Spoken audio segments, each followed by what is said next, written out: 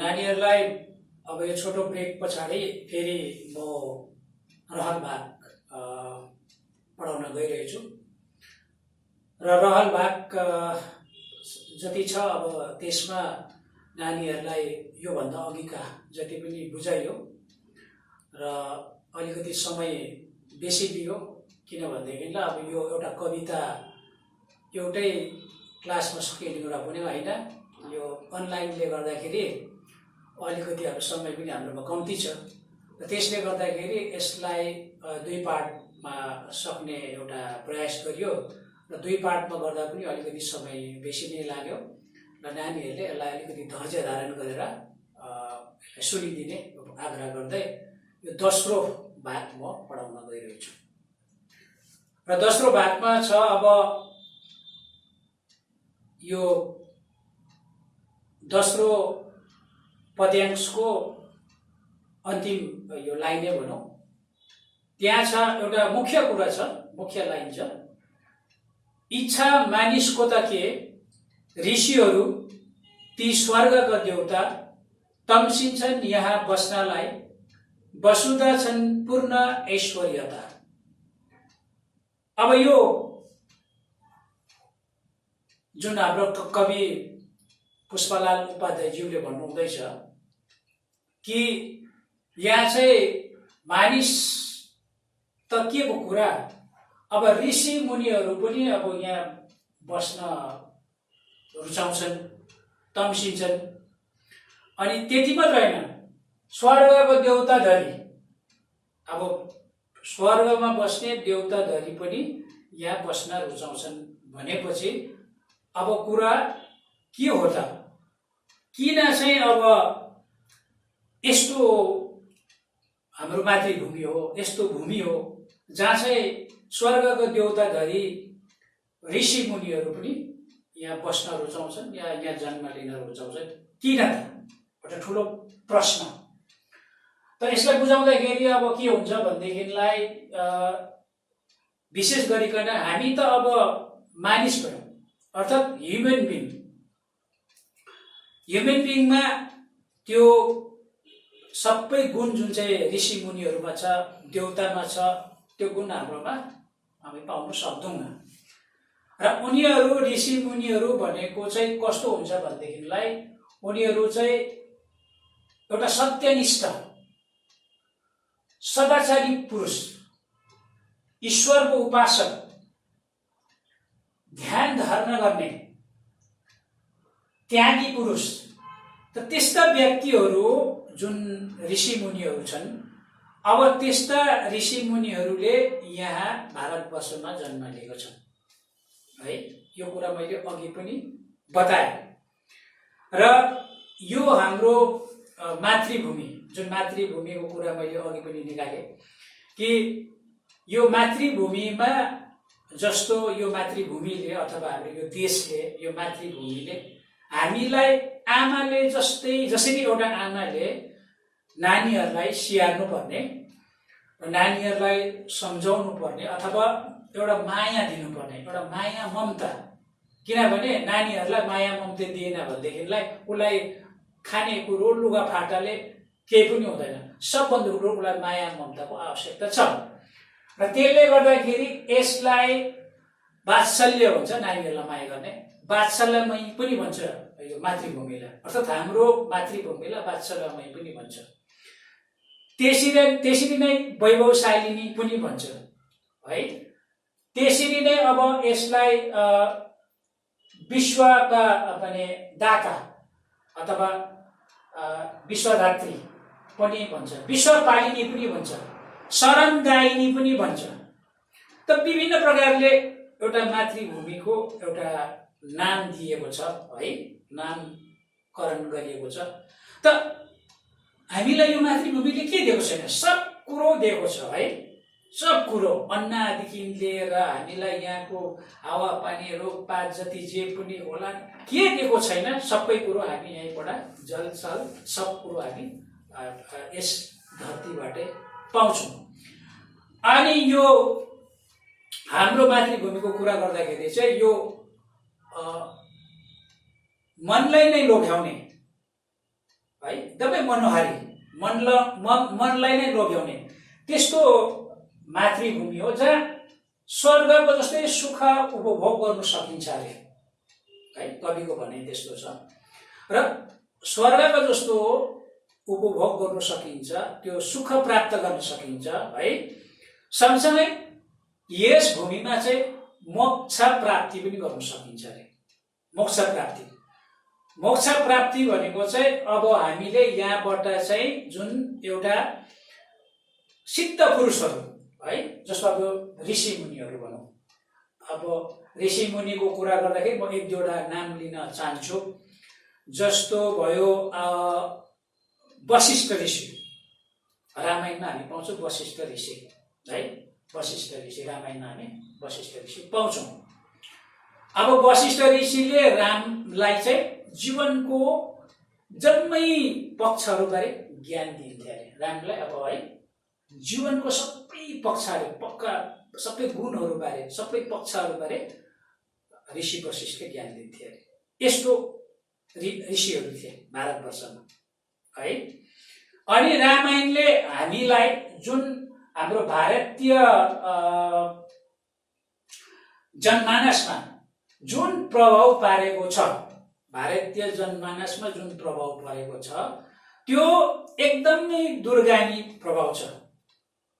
अत्यन्तै त्यो अन्तर हृदयसँग त्यो गाँसिएको छ, हाम्रो संस्कृतिसँग, संस्कारसँग है, हाम्रो अध्यात्मसँग है।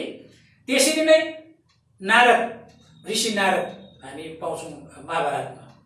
त्यसरी नै अब ऋषि विश्वामित्र, महर्षि भनिन्छ विश्वामित्रलाई त है, विश्वामित्र। त्यस पछाडि ऋषि दधिची, जसले चाहिँ असुरहरूको विरुद्धमा है, असुरहरूको विरुद्धमा अथवा राक्षसहरूको विरुद्धमा, दैत्यहरूको विरुद्धमा आफ्नो हड्डी नै त्याग गरेको थिए। यस्ता ऋषिहरू थिए, यस्ता ऋषिहरू, यस्तो त्यागी पुरुषहरू थिए। त्यति मात्र कहाँ हो र, अब हामी सबैले सानैदेखि सुन्दै आएको, तिमीहरूले पनि सुनिरहेको छौ नानीहरूले, राजा हरिश्चन्द्र। अब राजा हरिश्चन्द्रको कुरा गर्दाखेरि राजा हरिश्चन्द्रले विश्वामित्रको वचन पूरा गर्नको निम्ति आफ्नो सर्वस्व, एकलौटी छोरा पनि, सम्पत्ति, स्वास्नी पनि त्याग गरेका थिए। त्यस्ता ऋषि मुनिहरू, त्यस्ता सत्पुरुषहरू, त्यस्ता सत्यनिष्ठ पुरुषहरू हाम्रो भारतवर्षमा जन्मेका थिए, यो धरतीमा जन्मेका थिए, हाम्रो भारत देशमा जन्मेका थिए। त्यसै कारणले गर्दाखेरि नै यो भूमिमा चाहिँ हाम्रा ऋषि मुनिहरू फेरि पनि जन्म लिनु अथवा यहाँ बस्न आउन रुचाउँछन्। यहाँसम्म कि देउतालाई हामी जस्तो कि स्वर्गमा बस्नेलाई देउता भन्छौँ है। त अब स्वर्गको कुरा गर्दाखेरि जस्तो हामीलाई आत्मा परमात्माको कुराहरू छ, जस्तो हिन्दुइजममा है, हाम्रो हिन्दुइजममा त्यो कुराहरू छ, आत्मादेखि परमात्मा, सबभन्दा ठुलो परमात्मा है। त आत्मा परमात्मामा विलिन हुन्छ भन्ने कुराहरू छ। र त्यसरी नै अब यो त्यो चाहिँ अब त्यही नै फेरि यथार्थवादीहरूले त्यसलाई चेतना भनेको छ, कन्सियसनेसको कुराहरू पनि गरेको छ। चेतना, कन्सियसनेस भनेको छ त्यसलाई। त्यो कुरा पनि हामीले बुझ्नुपर्छ नानीहरूले। यो क्लास 10 यस्तो कुरा हो कि 11, 12 त्यहाँदेखि कलेज आइहाल्छ। अहिले बुझेन भने यस्तो कुराहरू हामी पछाडि गएर बुझ्नु समय पनि लाग्छ, गाह्रो पनि हुन्छ, समय उयो पनि हुँदैन। र यसलाई हामीले बुझ्ने क्रम अहिलेदेखि नै थाल्नुपर्छ, किनभने यो संस्कृति बसाउनुपर्छ कि हामीले हाम्रो लेभललाई यदि उठाउनु हो भने। अनि कविको भनाइ पनि त्यही हो कि यो कुराहरूले हामीलाई ध्यान दिनुपर्छ, विद्यार्थीहरूले ध्यान दिनुपर्छ, हाम्रा है नेपाली जनमानसले ध्यान दिनुपर्छ भन्ने कुराहरू छ। र तम्सिन्छन् यहाँ बस्नलाई, यहाँ यो भूमिमा, यो पावन भूमिमा भनौँ है, यो पवित्र भूमिमा, यो मनलाई हार्ने मनोहरी एउटा त्यस्तो सौन्दर्य भूमिमा उनीहरू बस्न रुचाउँछन्। अनि वसुधा छन् पूर्ण ऐश्वर्यता छ, वसुधा छन् पूर्ण ऐश्वर्यता भन्ने कुरा छ। यसमा चाहिँ म एक दुईवटा कुरा अझै भन्नु चाहन्छु। वसुध भनेको मतलब चाहिँ धरती हो, अथवा धरा, अथवा भूमि, अथवा पृथ्वी भनौँ। त हाम्रो जुन उपनिषदतिर छ, जस्तो त्यहाँ लेखिएको छ वसुदैव कुटुम्बकम, वसुदैव कुटुम्बकम है। वसुदैव कुटुम्बकम भनेको चाहिँ के हो, यसको अर्थ चाहिँ के हो भन्दाखेरि चाहिँ सम्पूर्ण विश्व नै हाम्रो परिवार हो, सम्पूर्ण विश्व नै हाम्रो परिवार हो, विश्व बन्धुत्व हो, जति पनि मानिसहरू छन् सबै हाम्रो परिवार हो, हाम्रै छोराछोरी हो, हाम्रै शाखा सन्तान हुन् भनेको छ। अब यो विश्व वसुदेव कुटुम्बकम जुन चाहिँ छ, हाम्रो भारत देशको सर्वोच्च जुन चाहिँ संसद छ, संसदमा पनि यो लेखिएको छ वसुदेव कुटुम्बकम भनेर। त यो वसुधा भन्नुको मतलब यो धरती जुन ऋषि मुनिले भनेको छ, खालि हाम्रो मातृभूमिको अथवा हाम्रो देशको कुरा गरेको होइन। यो कुरा गरेको हाम्रो देश त हो, तर वसुधाको कुरा चाहिँ हो सम्पूर्ण धरती अथवा पृथ्वी नै, पृथ्वी लोककै कुरा गरेको हो। अनि यसमा चाहिँ के हो भन्दाखेरि चाहिँ एउटा ठुलो एउटा संस्कृति अथवा हाम्रो भारत देशको चरित्र यो देखाउँदैछ। यसको ठुलो उदाहरण भनौँ न, माने यति ठुलो विचार भएको,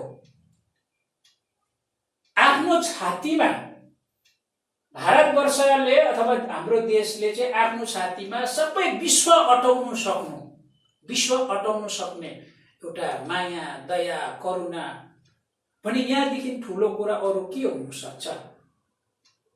त्यसै कारण ऋषि मुनिहरू यहाँ जन्मन चाहन्छन्, त्यसै कारण यहाँ ऋषि मुनिहरू आउन चाहन्छन्।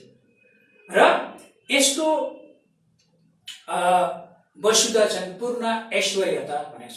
अब ऐश्वर्यता भनेको एउटा अर्थ हामी धन सम्पत्ति बुझ्छौँ, समृद्धि बुझ्छौँ, एउटा समृद्धिशाली है।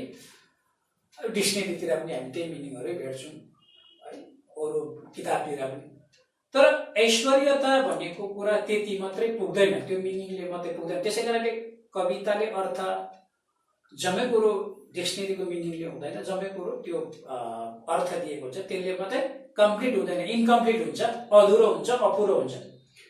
ऐश्वर्यता भनेको चाहिँ जुन चाहिँ हाम्रो जुन चाहिँ अब वेदहरू छ, सबै विद्याको ज्ञानको आदि स्रोत चाहिँ हामीले वेदलाई मानेको छ, भारतवर्षमा वेदलाई मानेको छ। त्यसपछि गीताहरू भयो है, उपनिषदहरू भयो है, रामायण भयो है, महाभारतहरू भयो है। त अब यो ज्ञानको खानीहरू है, यो ज्ञानको खानी, ज्ञानको जुन चाहिँ एउटा सागर, यसलाई चाहिँ यसको ऐश्वर्यता, यसले पनि एकदमै हाम्रो चाहिँ भरिभराउ छ।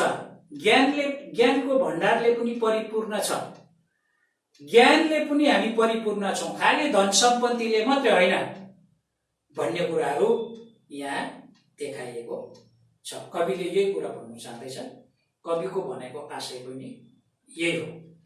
अब तेस्रो पद्यांशमा म पढ्दैछु। ज्ञानी वीर सुधी प्रवीण प्रतिभाशाली सुसन्तानले आमालाई सुखी गराउन निकै ठुलो प्रतिज्ञा गरे।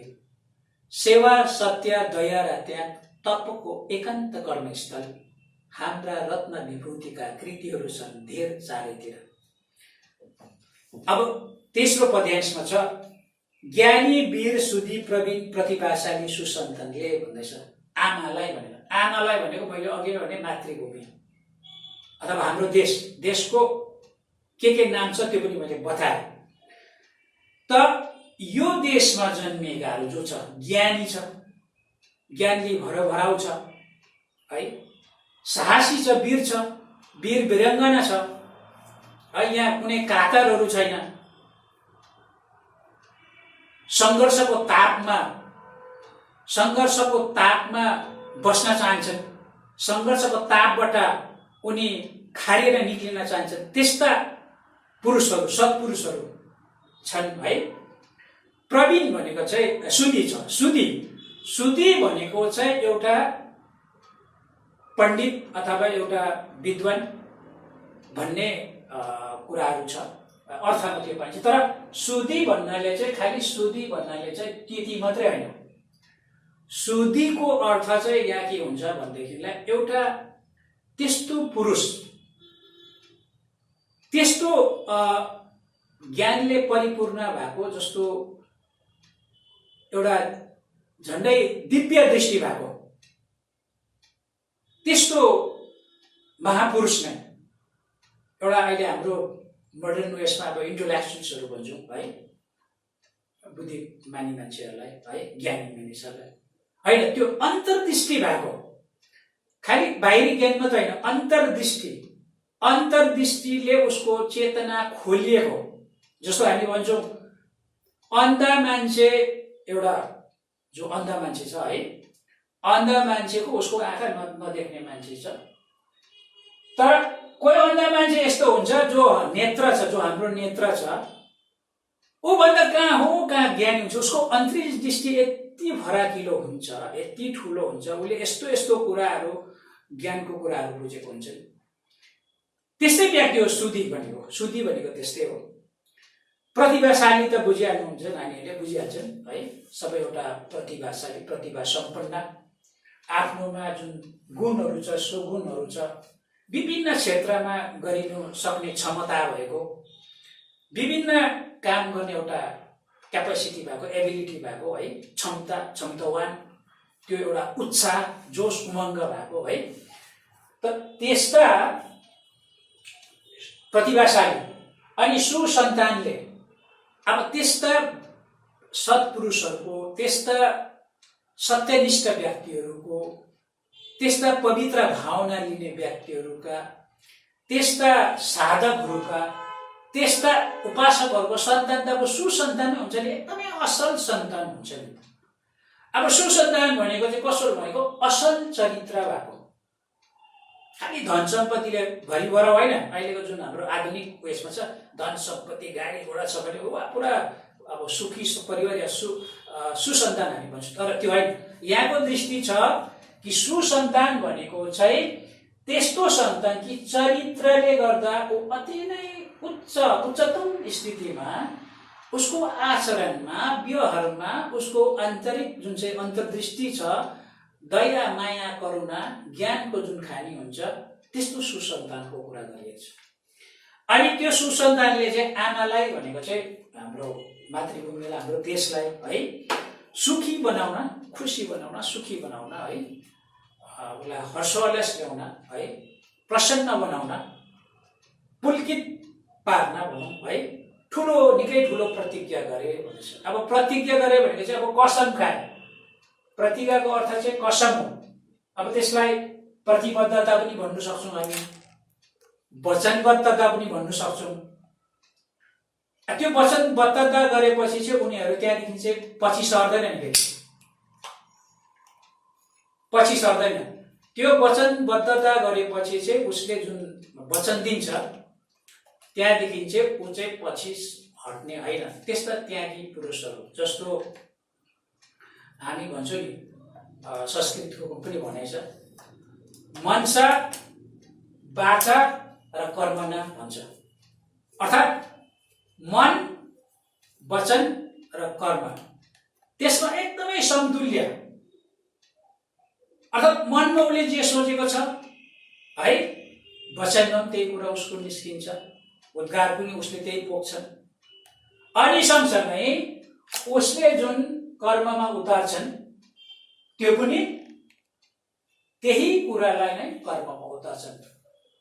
मनमा फाल्ने कुरो, वचनमा अर्कै कुरो, कर्ममा अर्कै कुरो। अर्थात् कुटिलता, षड्यन्त्र, कुटिलताको आवरण ओढेर है ढोङ्गी मानिस हुनु सक्दैन। त्यस्ता मानिसहरूले मात्र त्यो प्रतिज्ञा गर्न सक्छन् अथवा प्रतिज्ञा गरेका छन्, यस्ता सुसन्तानले भनेर कविको भनाइ छ। अनि सेवा, सत्य, दया र त्याग, तपको एकान्त कर्मस्थल, हाम्रा रत्न विभूतिका कृतिहरू छन् धेर चारैतिर। सेवा, अब यो जुन चाहिँ अघि नै मैले भनिहालेँ, जति पनि हाम्रो वेद वेदाङ्गहरू छन् है, उपनिषदहरू छन्, जे पनि छन्, हाम्रो ग्रन्थहरू छन्। अब यहाँ सेवाको भावना नै ठुलो छ। सेवा भनेको मतलब चाहिँ कसैलाई हामीले जनकल्याण गर्नु, कसैलाई हामीले सेवा पुर्याउनु, सबैलाई त्यो सेवाको अर्थ जानकारी नै छ। तर यहाँ एउटा म कुरा भन्न चाहन्छु, जस्तो स्व भनेको आफ्नो अथवा स्वार्थ होइन, आफ्नो स्वार्थ होइन, परार्थ भनेको चाहिँ पराईको अथवा अन्य मानिसहरूको कल्याण गर्नुको निमित्त चाहिँ, अर्थात् शिवत्व पनि भन्छ त्यसलाई, जनकल्याण है, त्यस्तो एउटा सेवाको भावना। अनि सत्य त मैले भनिहालेँ, एउटा सत्यनिष्ठ उपासक है, साधक, सत्पुरुष, यो सबै कुरा मैले बताइहालेँ। अब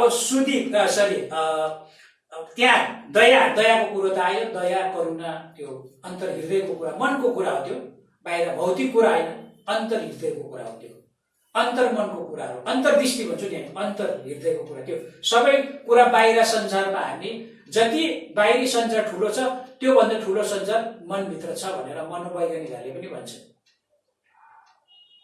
व्यवहारिक मनोवैज्ञानिकहरूले पनि भन्छ मनको कुरा अझै ठुलो छ, ठुलो संसार छ मनभित्र, त्यति ठुलो संसार छ। त्यसमाथि वैज्ञानिकहरूले पनि, मनोवैज्ञानिकहरूले यसको एक्सपेरिमेन्ट गरिरहेका छन्। त्यसका दया त्यो भित्रबाट निस्किनु पर्यो है, के भन्नु त्यसलाई, एउटा आत्माबाट निस्किनु पर्यो। अनि त्यहाँको कुरा त मैले गरिहालेँ, त्यागी पुरुष आफूलाई कुनै सांसारिक माया ममताबाट छुटकारा पाएर, सांसारिक माया ममता धन दौलत परिवार होइन, तर त्यस्तो त्यागी पुरुष चाहिँ जनकल्याणको निम्ति, यो धरतीको निम्ति, यो चरचराको निम्ति उनीहरू त्यसरी जन्मेको हुन्छ। र त्यसैले उनीहरू चाहिँ यो तपको एकान्त कर्मस्थल हो भन्दछ। तप गर्नु भने एउटा सिद्धि पुरुषले एउटा ज्ञान हासिल गर्ने, त्यस्तो हामी देख्छौँ कि हाम्रो इतिहासमा पनि छ। ऋषिको कुरा अगाडि आइहाल्यो, त्यस पछाडि हामी देख्छौँ जस्तो जिजसहरू हामी देख्छौँ, त्यस पछाडि हामी देख्छौँ बुद्ध, पैगम्बर मोहम्मद, त्यस पछाडि हामी कबीरहरू देख्छौँ, नानकहरू देख्छौँ। त्यस्ता धेरै नाम हामी लिन सक्छौँ जो चाहिँ सत्पुरुषहरू हुन्, महापुरुषहरू हुन् है, मान्छेकै चोला लिएर तर भगवान भइसकेका त्यस्ता पुरुषहरू छन्। त्यो कर्मको यो कर्मस्थल तपभूमि, उनीहरूको यो तपभूमि हो। यहाँबाट उहाँले एउटा बोधि प्राप्त गरे, ज्ञान प्राप्त गरे, र यो तप गरेर एउटा ज्ञान प्राप्त, बोधि प्राप्त गरेर चाहिँ के भयो, महापुरुष बन्ने, भगवानको दर्जामा गए, देवताको दर्जामा गए है। र यो तप पुरुष, त्यो तप भूमि हो भनेर कविले भन्दैछन्। हाम्रा रत्न विभूतिका कृतिहरू छन् धेर चारैतिर। अब लास्टमा आउँदैछ, हाम्रा रत्न विभूतिका कृतिहरू छन्। हाम्रा भनेपछि हाम्रो भइगयो, रत्न भनेको बहुमूल्य चिज। बहुमूल्य चिज भनेको के हो? बहुमूल्य चिज भनेको चाहिँ हो, जस्तो एउटा पहिला यसको अर्थ थियो, बहुमूल्य भनेको जस्तो हिरा, डायमन्ड हामी भन्छौँ, कोहिनूर पनि त्यसबाटै आयो। त अब जस्तो डायमन्ड, हिरा एउटा बहुमूल्य वस्तु है। त अब त्यो हिरालाई 1800 शताब्दीसम्म हाम्रो भारत देशमा, भारत भूमिमा मात्रै पाउँथ्यो अरे। अनि त्यो हिराको निम्ति कति युद्ध चलेको छ राजा बीच है।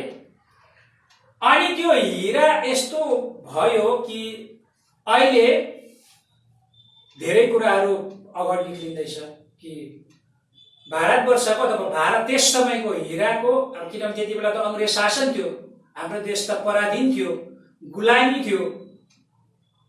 त्यो हिराको मुकुट चाहिँ अहिले इङ्ल्यान्डका रानीको मुकुट बनिएको छ, अथवा उहाँले त्यो चाहिँ हिराको मुकुट चाहिँ उहाँले लगाउँछिन्। अब त्यो भारत देशले त्यसलाई फर्काउने कुरा गर्दछ, सर सकेको छैन। यो पनि जानकारी हुनु पर्यो। भने सम्पदाको हिसाबमा पनि कति धनी रहेछ भन्ने कुरा हामीलाई जानकारी हो। अब विभूति रत्नको कुरा बुझिहाल्यो र विभूति त्यही रत्नलाई नै हामीले फेरि के भन्यौं, अर्को अर्थ दियौं, त्यही बहुमूल्य कुरालाई ज्ञानी पुरुषलाई, ज्ञानी एउटा महात्मालाई चाहिँ फेरि रत्न भन्यौं। त्यस्तै विभूति पनि, विभूतिको थुप्रै अर्थ छन्, तर यहाँको विभूतिको अर्थ चाहिँ कुनै एउटा उल्लेखनीय काम इतिहासमा गरेको मात्रै होइन कि त्यस्तो काम, त्यस्तो त्यहाँको काम, त्यस्तो एउटा जनकल्याणको काम जसको स्वर्णिम अक्षरले लेखिएको इतिहास होस्, त्यस्तो पुरुषलाई चाहिँ विभूति भनिन्छ। अब कृतिहरू छन् भनेको, अब जस्तो मैले अघि पनि भने होला कि वेदको जुन चाहिँ सूत्र लेखे त्यो ऋषि कनादले लेखेको भनेर भनिन्छ, त्यो उल्लेख छ है। त्यस पछाडि उपनिषदहरू भयो है, त्यस पछाडि गीताहरू भयो, रामायण भयो, महाभारतहरू भयो, सबै त अब यो देश विदेशमा फैलिएर यो के भएको छ, चारैतिर फैलिएको छ। र कविको भनाइ के छ भनेदेखिलाई चाहिँ कवि पुष्पलाल उपाध्यायज्यूको कि भन्दैछ कि हाम्रो यति धनी ज्ञानले, सम्पदाले, सबै कुराले धनी भारतवर्ष, त्यसप्रति हामी त्यो प्रति पनि एउटा रुचि राख्नुपर्छ। त्यो अतीतको इतिहास गौरव गाथालाई, महागाथालाई, गौरवको महागाथालाई बुझ्ने प्रचेष्टा चलाउनुपर्छ र त्यो चाहिँ एउटा विद्यार्थीहरूले पनि, अहिलेको विद्यार्थीहरूले पनि बुझ्नु आवश्यक छ भन्ने एउटा अप्रत्यक्ष ढङ्गमा उहाँले कविको एउटा भनेको आशा छ। जस्तो म एउटा उदाहरण दिन्छु, म्याक्स मुलर, जर्मनीका ठुला एउटा विद्वान म्याक्स मुलर है। अब म्याक्स मुलर 10 वर्षको हुँदाखेरि मात्रै, या भारतवर्षको 18औं शताब्दीको कुरा, भारतवर्षको चाहिँ गौरव गाथा उसले पढिसकेको थियो। त्यहाँबाट प्रभावित भएर उसले, जसले चाहिँ अरबी पढेको थियो, ग्रिक पढेका थिए, जसले चाहिँ त्यति बेलाका जति पनि भाषाहरू थिए है, ग्रिक, फारसी भाषाहरू थिए, त्यस पछाडि त्यस्तो विद्वानले संस्कृत भाषा पनि पढे।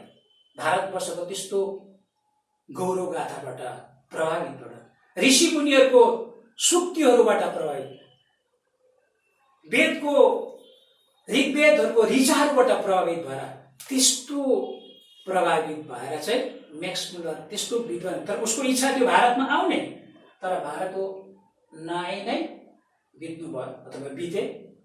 तर उसले भारतवर्षको सबै अध्ययन गरेर, संस्कृतबाट अध्ययन गरेर ऋग्वेदहरूधरि अनुवाद गरे, उसले अनुदित गरियो।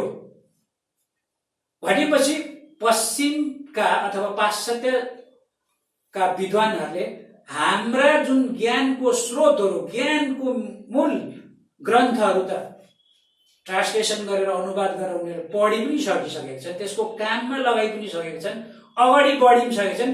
हामी चाहिँ भने अझै पनि पढेको छैन, यसतर्फ पनि ध्यान आकर्षित गरियोस् भन्ने कुराहरू पनि कविको भनाइ आशय हो, जस्तो मलाई लाग्छ मेरो बुझाइमा है। कविताको बुझाइ आफ्नो आफ्नो हुन्छ।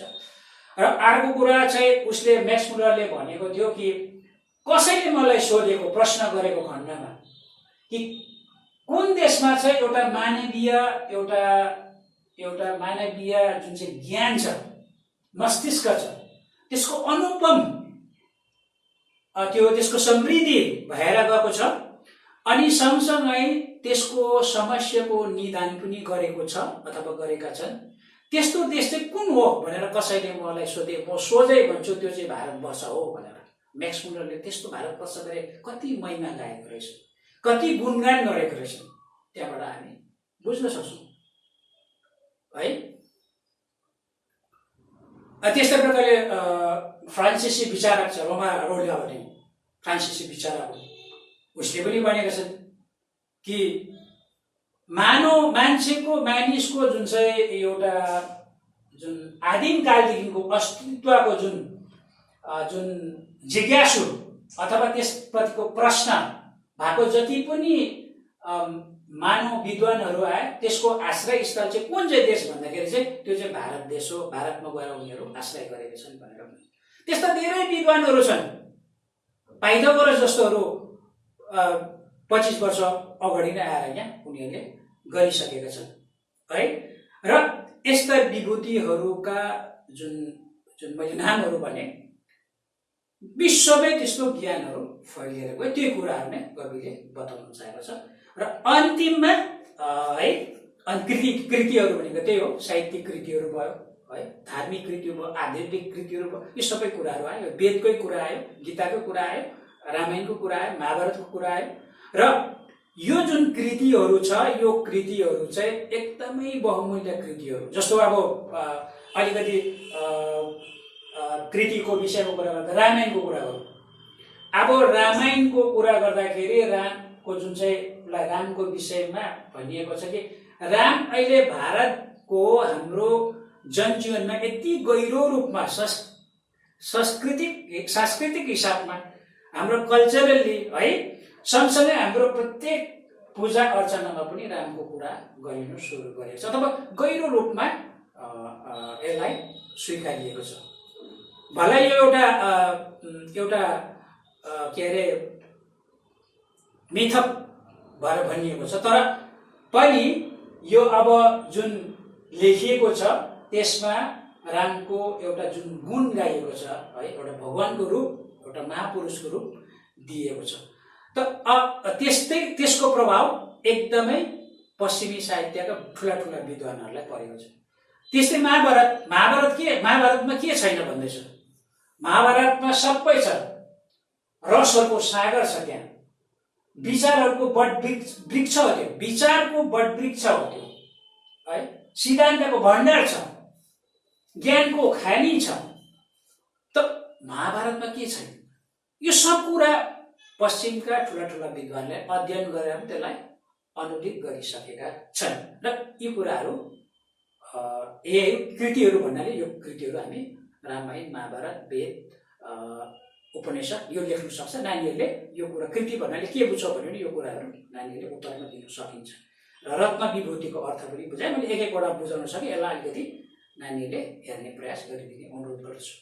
र अन्तमा छ अब नाना साधन शक्तिका किरणले यो देश आलोकित, नाना साधन शक्तिका किरणले यो देश आलोकित, यो हो सात्विक साधना सुपथको सत्संग सत्य आश्रय, खारी मानव कर्म शक्ति प्रतिभा चम्केर ज्योतिर्मय, पारिपूर्ण प्रकाश शान्ति पदमा पुग्दछन् महामानव। यो अन्तिम छ, अब अलिकति सकिहाल्दैछु हामी।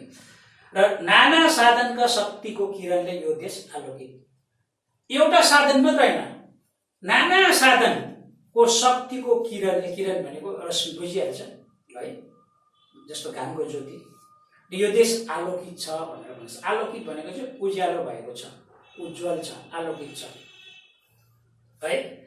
त नाना साधन भनिसकेपछि चाहिँ एउटा साधन मात्रै रहेन। अब एउटा साधन भन्नुको मतलब चाहिँ त्यहाँ हाम्रो देशको जे जति सम्पदाहरू छन्, अनि सँगसँगै हाम्रो ज्ञानको कुराहरू पनि छन्। जस्तो एउटा कुरा म त्यहाँ फेरि भन्न मन लाग्यो, आलोकित भनेको छ, किन उज्यालो बनायो भनेर भन्दैछ, देशलाई आलोकित बनायो भन्दैछ, नाना साधनले भनेछ, विभिन्न साधनले, एउटा साधनले होइन। त सम्पदाको कुरा त मैले गरिहालेँ, हिराको कुराहरू गरेँ है, अरू सम्पदाको अब हामी थुप्रो भन्नु सक्दैनौँ। त अब अन्य ज्ञानको कुरा हामी गर्नु पर्यो भनेदेखिलाई भारतवर्षमा प्राचीन जुन चाहिँ विद्यालयमा गुरुकुल त ठिकै, विश्वविद्यालय यहाँ थियो। अब तक्षशिला जस्तो, नालन्दा विश्वविद्यालय जस्तो, जहाँ विदेशबाट विभिन्न देशका छात्रहरू अध्ययन गर्नु आउँथे। त्यति मात्र होइन, ठुला ठुला विद्वानहरू पनि त्यहाँ आएका छन्। सुलेमान जस्ता सम्राटहरू आएर त्यहाँ आएका थिए। हाम्रो चाणक्य त्यहीबाट पढेर, जसले भारतको महासाम्राज्यको एउटा संरक्षण गरेका थिए, चाणक्य जस्तो विद्वान तीबाट। फाइयन वेन्साङहरू जस्तो आएका थिए। त्यस्ता थुप्रै छ विदेशी है विद्वानहरू।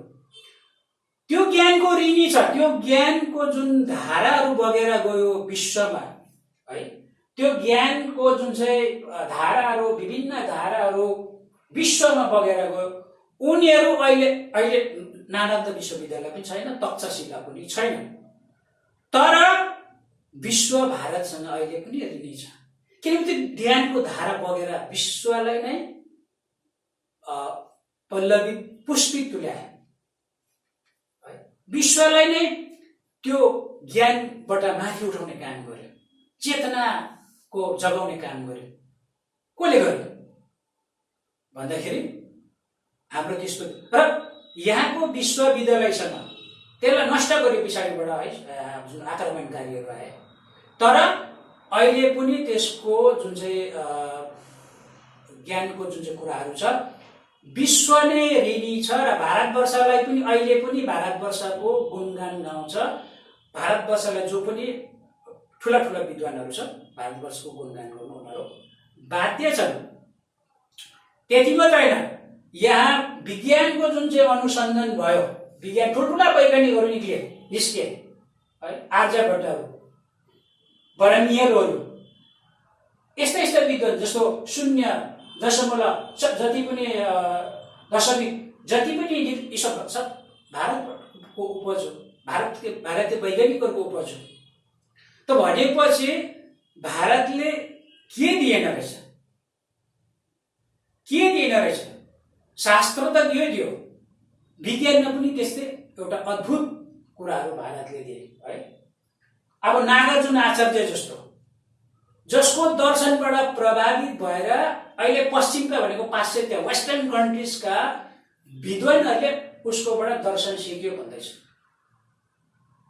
जसले अध्ययन गरेर लेखेका छन् त्यो कुराहरू है। त्यस पछाडि एउटा कुरा भनौँ, पाणिनि। अब पाणिनि जो चाहिँ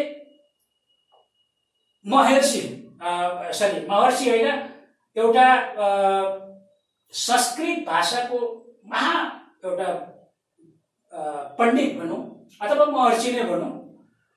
पाणिनिको विज्ञान चाहिँ अब पश्चिमका जो ठुला भाषाविदहरू जस्तो ब्लुमफिल्ड, त्यो नानीहरूलाई थाहा छैन, जसले अनर्स एमएहरू पढ्छन् उनीहरूलाई थाहा छ।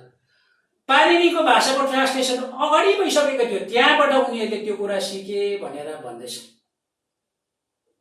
भनेपछि हाम्रो देश कतिको धनी रहेछ त्यो बुझ्ने आवश्यक छ। त्यस पछाडि अर्को कुरा अझै मलाई गर्न मन लाग्यो, त्यो चाहिँ के भयो भनेदेखिलाई त्यही पाणिनिकै है जो संस्कृत भाषाका महापण्डित है महर्षि नोम चोम्स्की भन्ने, जस्तो अमेरिकाका लेखक मात्रै होइन, ठुला भाषाविद हो, विश्वमै नाम चलेको। 1994मा विश्वको सबभन्दा इन्टेलेक्चुअल पर्सन चाहिँ को हो, सबभन्दा ज्ञानी मान्छे चाहिँ को हो भन्दाखेरि चाहिँ नोम चोम्स्कीलाई चाहिँ अलङ्कृत गरिएको थियो, सबभन्दा ज्ञानी पुरुष 1994मा नोम चोम्स्की। नोम चोम्स्की जस्तो विद्वानले पनि पाणिनिको भाषाबाट सिकेको हो भन्ने कुराहरू यताउति हामी पढ्दाखेरि हामी बुझ्छौँ।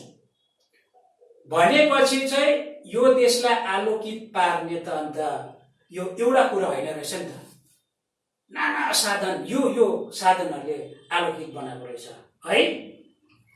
र यो हो सात्विक साधना, सुपथको सत्सङ्ग, सत्य आश्रय, यो हो सात्विक साधना भन्दैछ। अब सात्विक साधना भन्दैछ, साधना त रह्यो तर सात्विक भन्दैछ। अब सात्विक भनेको चाहिँ के हो? अब सात्विक भनेको चाहिँ एउटा जुन चाहिँ विचारमा एउटा पवित्र विचार, उच्च भावना है। यहाँ एउटा सरल, त्यसमा खानापिनाको कुराहरू पनि आयो, सरल एउटा सादा खाना है। र सादा खाना जस्तो सत्वगुण, रजोगुण र तमोगुण भन्छ, तीबाट आयो सात्विक। रजोगुण र तमोगुणको कुरा अहिले म वर्णन गर्न चाहदिनँ, एउटा लामो हुन्छ। त सात्विक सत्वगुणबाट आयो। त्यो सात्विक भनेको चाहिँ यहाँ एउटा कुनै आहारको कुरा मात्रै होइन है, आहारको कुरा मात्र होइन, शाब्दिक भनेको चाहिँ यहाँ चाहिँ एउटा पवित्र विचार, पवित्र भावना है, पवित्र एउटा मनबाट निक्लेको एउटा दया है, सबैलाई आफ्नो हृदयमा समेट्ने यस्तो कुरा चाहिँ एउटा शाब्दिकको अर्थ हो। त्यस्तो साधना गरिएको र किरण सुपथको सत्संग, सुपथ भनेको एकदमै असल गोरेटो है, सत्संग भनेको थाहै छ हामीलाई, सत्संग भनेको राम्रो संगत हुनु, अर्थात् यहाँ चाहिँ सत भनेको सत्य, सङ्ग भनेको संगत, सत्यको संगत हुनु भनेको। सत्यको संगत भन्नुको मतलब अब सत्संग चाहिँ कस्तोसँग, एकदम सत्यनिष्ठ भएको पुरुषसँग, सत्पुरुषसँग, सद्विचार भएकोसँग है, त्यसरी नै सद्बुद्धि भएको विचारसँग सत्संग गरिनुपर्ने अथवा त्यस्तो सत्संग भएको छ जसले चाहिँ सत्य आश्रय, आश्रय पनि जुन चाहिँ बसिन्छ है त्यो पनि सत्य, कुनै कुरो असत्य छैन, सबै सत्य कुरामा आधारित छ। यो हो शाब्दिक साधना। सुपथ बुझिहाल्नुभयो, बुझिहाल्यो, सत्संग पनि बुझिहाल्यो र सत्य आश्रय पनि बुझ्यो। अब खारी मानव कर्म शक्ति प्रतिभा चम्किएर ज्योतिर्मय पारिपूर्ण प्रकाश शान्ति पदमा पुग्दछन् महामानव। अन्तिम अब लाइन रह्यो, अन्तिम बुझाउँदैछु। र खारी मानव कर्म शक्ति प्रतिभा चम्किएर ज्योतिर्मय भन्दैछ। खारेर अथवा खारिएर भनौँ, मानव कर्म मान्छेको कर्म, शक्ति बुझिहाल्यो, प्रतिभा अघि नै भनिहाल्यो, चम्केर है, चमक है, चम्केर उज्यालो हुनु, ज्योतिर्मयको अर्थ पनि उज्यालो हुनु, उज्यालो हुनु, यही अर्थ हामी बुझ्छौँ। तर अब यहाँ भन्नुपर्ने कुरा चाहिँ के छ भनेदेखिलाई, जस्तो हाम्रो संस्कृतिमा चाहिँ ऋषि मुनिहरूले नै भनेको कुराहरू म दोहोऱ्याउन चाहन्छु।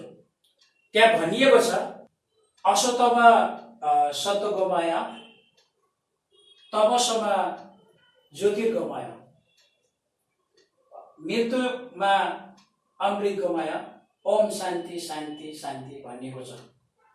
भनेपछि चाहिँ अब यहाँ तमसोमा सद्गमयको अच्छा ज्योतिर्गमयको कुरा म बुझाउन चाहन्छु। त तमस भनेको अँध्यारो, अँध्यारोबाट उज्यालोतर्फ जानु भनेर भन्दैछ। यसको अर्थ चाहिँ त्यो भन्दैछ।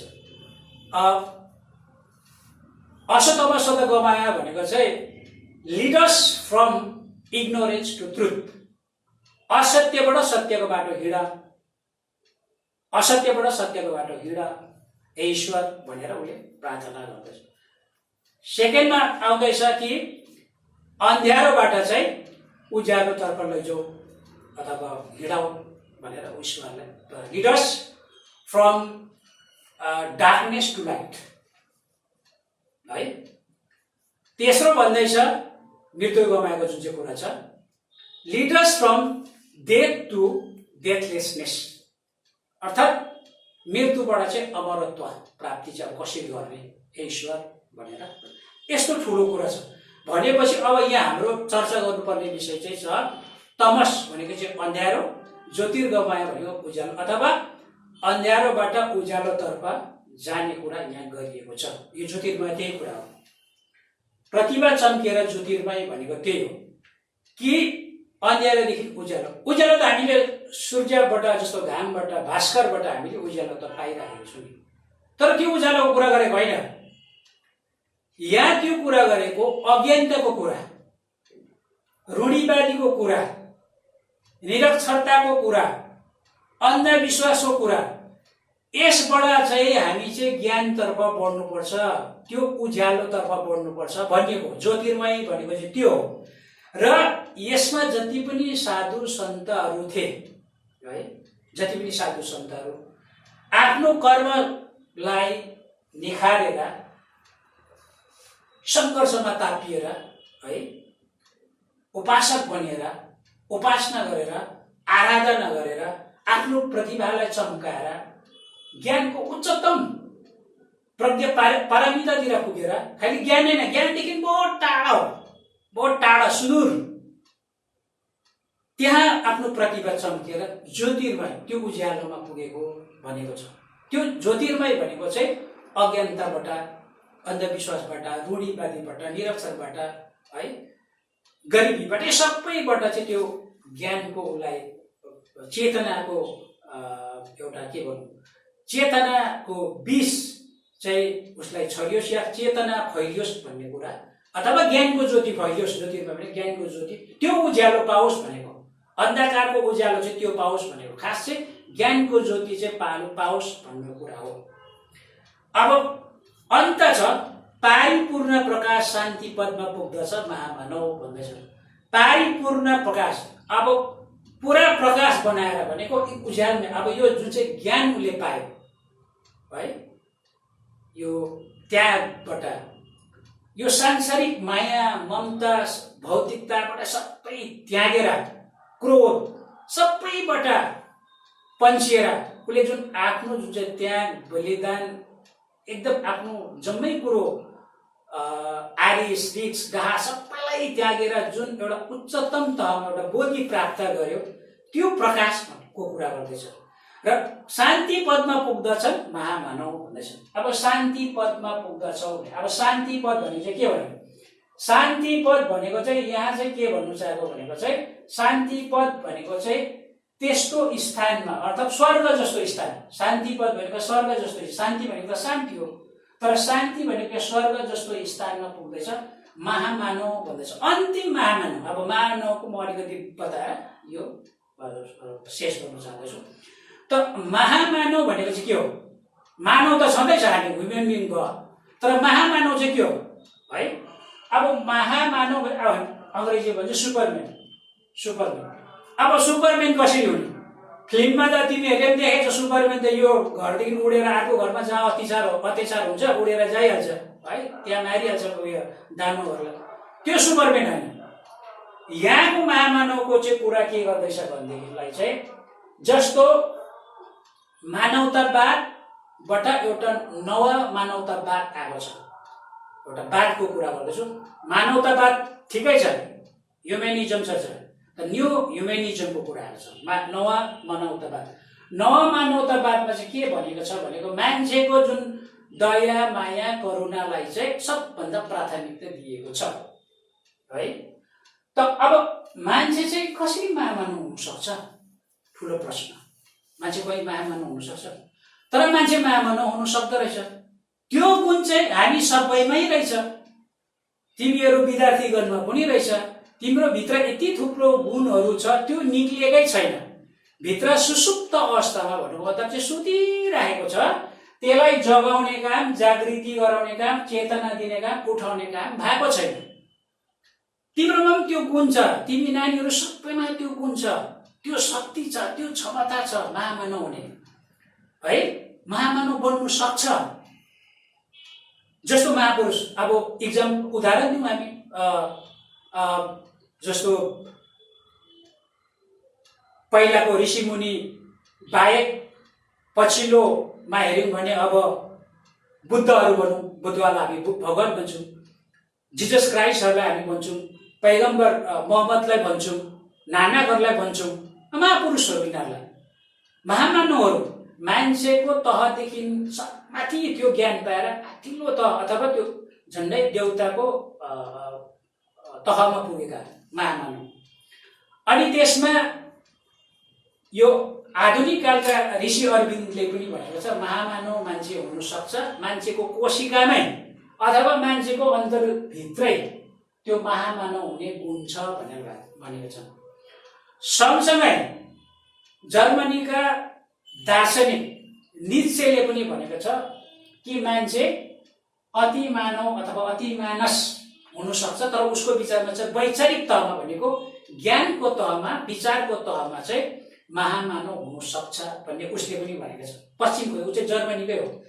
त भनेपछि हाम्रो जुन चाहिँ यो जुन कविले भन्नु चाहनु भएको छ कि यस्तो देशमा जन्मेर जहाँ तप भूमि हो, कर्म भूमि हो, यस्तो भूमिमा जन्मिने चाहिँ एउटा सौभाग्यशाली है, किनभने यहाँ चाहिँ स्वर्गका देवताहरू पनि जन्मन चाहन्छन्, बस्न चाहन्छन् है, ऋषि मुनिहरू पनि आउँछन्। अनि यो भूमिमा चाहिँ, यो हाम्रो मातृभूमिमा चाहिँ महामानव अथवा महापुरुष महात्मा है, अहिलेको अब यो यसको इतिहासमा लेखेको कुरा भएर हेरौँ भनेदेखिलाई एकदमै अहिंसाको पुजारी, अहिंसा गरेर आन्दोलन गर्ने हाम्रा महात्मा गान्धीलाई, महात्माको एउटा नामकरण दिइराखेको छ महात्मा गान्धीलाई पनि है, अनि महापुरुष।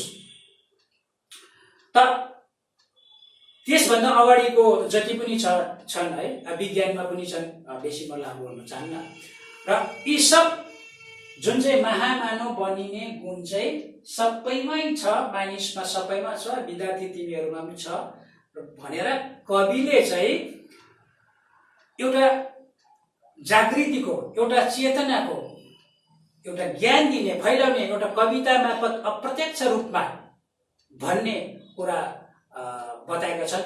र यो कुरोलाई नानीहरूले राम्रोसँग अलिकति सम्झेर बुझेर यसलाई हेरिदिने अनुरोध टक्राउँदै, आग्रह गर्दै र आज मेरो यो पहिलो कविता यिनै अन्त गर्नु जाँदैछु, समाप्ति गर्नु जाँदैछु। धन्यवाद।